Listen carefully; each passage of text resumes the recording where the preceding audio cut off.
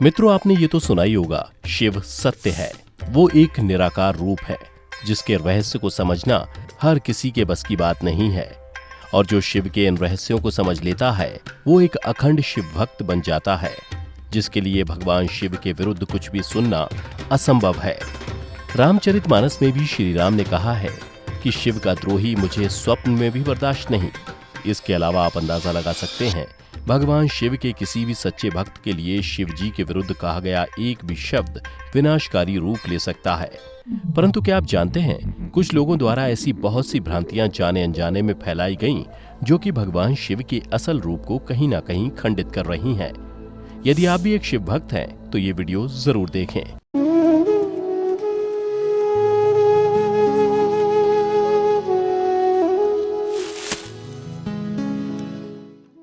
शिव कोई साधारण शब्द नहीं, बल्कि इस सृष्टि के निर्माता हैं, जिसने अपनी शक्ति से इस सृष्टि के संचारक, पालनकर्ता और संहारक ब्रह्मा, विष्णु और महेश की रचना की। शिव का ना तो कोई आरंभ है और ना ही कोई अंत। आज तक शिव के बारे में पूर्ण ज्ञान रखने वाला कोई भी नहीं हुआ जो शिव से जुड़े हर तथ्य की सत्यता को बता सके। ऐसे में ऐसी बहुत सी भ्रांतियां फैली हुई हैं जो कि सत्य नहीं है, परंतु लोगों द्वारा उसे सत्य मान लिया गया। यही नहीं, सत्य मानने के साथ साथ उसे भगवान शिव की पूजा अर्चना का हिस्सा भी बना लिया गया। माना कि शिव को भोलेनाथ भी कहा जाता है। वो अपने भक्तों की हर गलती को माफ कर देते हैं, परंतु उनके बारे में फैली इन भ्रांतियों से भैरव देव और शनिदेव जरूर नाराज होंगे। आइए अब बात करते हैं भगवान शिव के बारे में फैलाए पहले उस झूठ के बारे में जो वर्षों से चला आ रहा है। क्या शिवलिंग का अर्थ शिव का शिश्न है?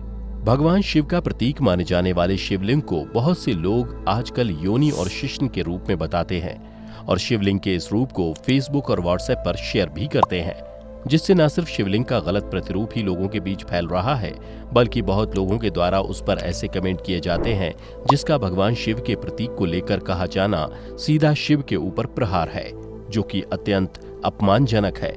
और आपको ये बता दें कि शिव का अपमान करने वाले को माफी नहीं दी जाती, चाहे वो बाद में कितने भी अच्छे कर्म कर ले। इसलिए किसी के लिए भी शिवलिंग वास्तव में होता क्या है, ये जान लेना बहुत आवश्यक है। वास्तव में शिवलिंग का अर्थ है भगवान शिव का आदि अनादि स्वरूप। शून्य, आकाश, अनंत ब्रह्मांड और निराकार परम पुरुष का प्रतीक होने से इसे लिंग कहा गया है। जिस तरह भगवान विष्णु का प्रतीक चिन्ह शालिग्राम है, उसी तरह भगवान शंकर का प्रतीक चिन्ह शिवलिंग को कहा जाता है। इस पिंड की आकृति हमारी आत्मा की ज्योति की तरह होती है। भगवान शिव की दो काया हैं, एक वह जो स्थूल रूप से व्यक्त किया जाए, दूसरी वह जो सूक्ष्म रूपी अव्यक्त लिंग के रूप में जानी जाती है। भगवान शिव की सबसे ज्यादा पूजा लिंग रूपी पत्थर के रूप में ही की जाती है। लिंग शब्द को लेकर बहुत भ्रम होता है। संस्कृत में लिंग का अर्थ है चिन्ह, इसी अर्थ में यह शिवलिंग के लिए इस्तेमाल होता है।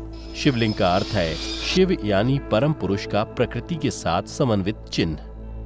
क्या भांग और गांजा पीते हैं भगवान शंकर? भगवान शिव की आपने ऐसी बहुत सी तस्वीरें देखी होंगी जिसमें वो भांग या गांजे का सेवन कर रहे हैं, लेकिन क्या आपको पता है कि ऐसा कोई भी ग्रंथ या वेद नहीं है जिसमें भगवान शिव के भांग या गांजे के सेवन के बारे में वर्णन किया गया है। परंतु सच्चाई जाने बिना लोग भांग को भगवान शिव का पसंदीदा सेवन समझने लगे हैं। बात यहीं खत्म नहीं होती। भांग को भगवान शिव का प्रसाद समझ न जाने कितने लोग शिवरात्रि पर भांग का सेवन करते हैं। भांग पीना गलत नहीं है, परंतु उसे भगवान शिव से जोड़ना उनका घोर अपमान है। भगवान शिव की ऐसी छवि के लिए जिम्मेदार सभी लोग पाप के भागीदार बन रहे हैं, क्योंकि वो सभी भगवान शिव की छवि को क्षति पहुंचाने में जिम्मेदार हैं। शिव भक्तों द्वारा की गई ये गलती तब विशाल रूप ले लेती है जब साधारण भक्तों के अलावा पंडितों द्वारा भी यही गलती की जाती है। शिवरात्रि पर शिवलिंग पर चढ़ाए जाने वाले भोग में से सबसे ज्यादा चढ़ाया जाने वाला भोग भांग ही है। भगवान शिव के लिंग पर भांग चढ़ाना शिव के लिए अपमानजनक है। भगवान शिव द्वारा भांग का सेवन किए जाने वाले इस मिथ्य ने आज सत्य रूप ले लिया है। यदि आपने कभी ध्यान दिया हो तो ऐसी बहुत सी तस्वीरें आपने भी सोशल मीडिया पर वायरल होते हुए देखी होंगी, जिसमें भगवान शिव को चिलम पीते हुए दिखाया गया है, जिसका ना तो कोई आधार है ना कोई आश्रय, परंतु फिर भी सबसे ज्यादा उपयोग ऐसी ही तस्वीरों का किया जाता है।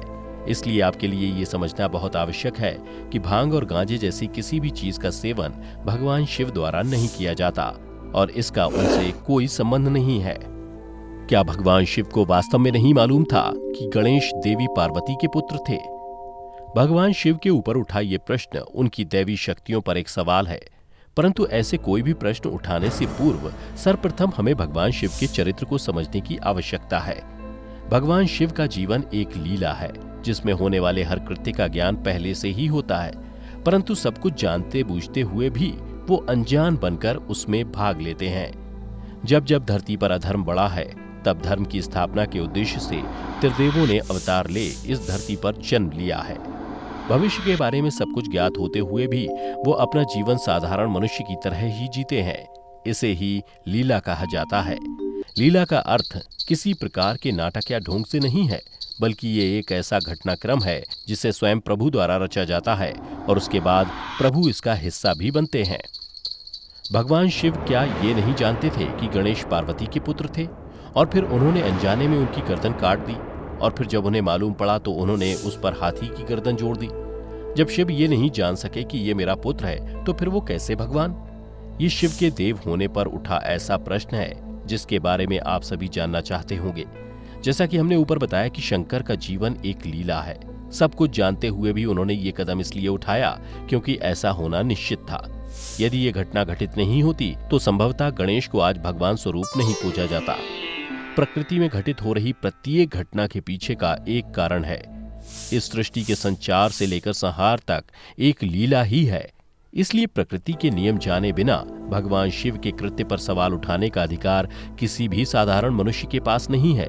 जो समझने की आवश्यकता हम सभी को है। क्या शिव पार्वती हैं आदम और ईव? आदिदेव कहे जाने वाले भगवान शंकर और उनकी अर्धांगिनी माता पार्वती से जुड़ा ये मिथ कि शिव पार्वती ही आदम और ईव हैं, इसके पीछे की सत्यता के बारे में आप में से ज्यादा लोगों को शायद नहीं पता होगा। यदि नहीं पता तो ये देखने के बाद आपकी सारी दुविधा हल हो जाएगी। भगवान शंकर और माता पार्वती के दो पुत्र थे, गणेश और कार्तिकेय। जैसा कि कहा गया है कि आदम के दो पुत्र कैन और हाबिल थे। कैन बुरा और हाबिल अच्छा। कुछ विद्वानों का मानना है कि स्वयंभू मनु और शतरूपा ही आदम और हव्वा थे। इसके बारे में विस्तार से वर्णन किया जाए तो शिव का पहला विवाह राजा दक्ष की पुत्री सती से हुआ था, जो आग में कूदकर भस्म हो गई थी, और उनका दूसरा विवाह देवी सती का पुनर्जन्म कही जाने वाली पर्वतराज हिमालय की पुत्री उमा से हुआ, जिन्हें पार्वती कहा गया। पार्वती से उनको एक पुत्र मिला जिसका नाम कार्तिकेय पड़ा। शिव के दो पुत्र गणेश और कार्तिकेय में से कार्तिकेय का जन्म तो पार्वती और शिव द्वारा हुआ, परंतु गणेश की उत्पत्ति माता पार्वती के शरीर से उतारे उपटन द्वारा हुई। इससे जुड़ी संपूर्ण कथा आपने सुनी ही होगी। इसके अलावा शिव के एक पुत्र का नाम विद्युतकेश था। यह शिव का असली पुत्र नहीं था, बल्कि एक अनाथ था जिसका पालन पोषण शिव और पार्वती ने किया और प्रेम से उसका नाम सुकेश रखा। शिवजी का चौथे पुत्र जलंधर की उत्पत्ति शिव की क्रोधाग्नि से हुई थी। जलंधर आगे चलकर भगवान शिव का सबसे बड़ा शत्रु बना। इसी तरह शिव के कई और भी पुत्र थे, जैसे अंधक, सास्तव, भूमा और खुजा। शिव की कथा और आदम की कथा में जरा भी मेल नहीं। इससे सिद्ध होता है कि शिव पार्वती आदम और ईव नहीं है। क्या भगवान शिव ही शंकर, महेश, रुद्र, महाकाल, भैरव आदि हैं? सर्वप्रथम आपको इसके बारे में समझा दें कि हिंदू धर्म का संबंध वेदों से है, पुराणों से नहीं। वेदों में रुद्रों का वर्णन किया गया है और इन रुद्रों से जुड़ी कहानियों का विस्तारित रूप ही पुराण कहलाता है।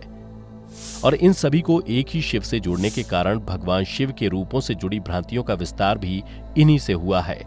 अवघड़ और तांत्रिकों के अनुसार शिव या शंकर के जिस रूप का वर्णन किया गया है वो शिव का भैरव रूप है, जिसका कोई प्रमाण नहीं। वास्तव में भैरव भी बहुत हुए हैं, जिसमें से काल भैरव और बटुक भैरव प्रमुख हैं। ऐसे में शिवजी को भैरव रूप से सीधे सीधे जोड़ना उचित नहीं है।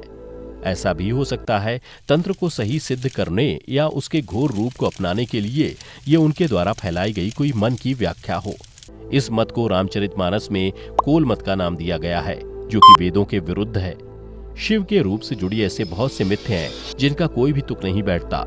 कालांतर में ऐसा भी हुआ कि कई संत और ऋषियों को भगवान शिव का रूप मानकर उनकी पूजा की गई, और हैरानी की बात तो यह है कि आजकल के पढ़े लिखे लोगों ने ऐसे मिथ्य पर विश्वास भी किया। इसी प्रकार वर्तमान में साईं बाबा को भगवान शिव का ही एक रूप कहा जाना एक और ऐसा मिथ्य है जिसे लगभग सत्य ही समझा जा चुका है। और यदि बात करें शिव के शंकर कहे जाने पर, तो शिव एक निराकार सत्य है और शंकर एक साकार। जैसे कि हम पहले भी बता चुके हैं कि शिव एक शक्ति है जिसने सृष्टि के निर्माता, पालनकर्ता और संहारक की उत्पत्ति की है। इस प्रकार शंकर शिव की एक रचना हुए और शिव एक रचनाकार, जिन्हें एक ही सत्ता में रखना कहीं से भी उचित नहीं है। इससे आपको भी ज्ञात हो रहा होगा कि शिव को शंकर, भोलेनाथ, भैरव इत्यादि नामों से बुलाया जाना पूर्ण रूप से गलत नहीं है, परंतु शिव के समान उपाधि देना सही नहीं है। ये तो आपने सुना ही होगा कि अधजल गगरी छलकत जाए, अर्थात आधा ज्ञान खतरनाक होता है। इसलिए जब तक आपको किसी के बारे में पूर्ण जानकारी ना हो, तब तक ना तो उस पर विश्वास करें और ना ही उसे फैलाएं। और ये जरूर सोचें, भगवान शिव के बारे में फैले इन झूठों में से कितने झूठों के भागीदार आप भी रह चुके हैं।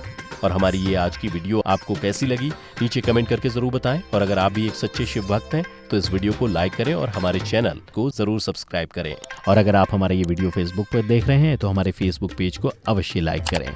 फिलहाल आज की वीडियो में इतना ही। अब हमें दें इजाजत। आपका बहुत बहुत शुक्रिया।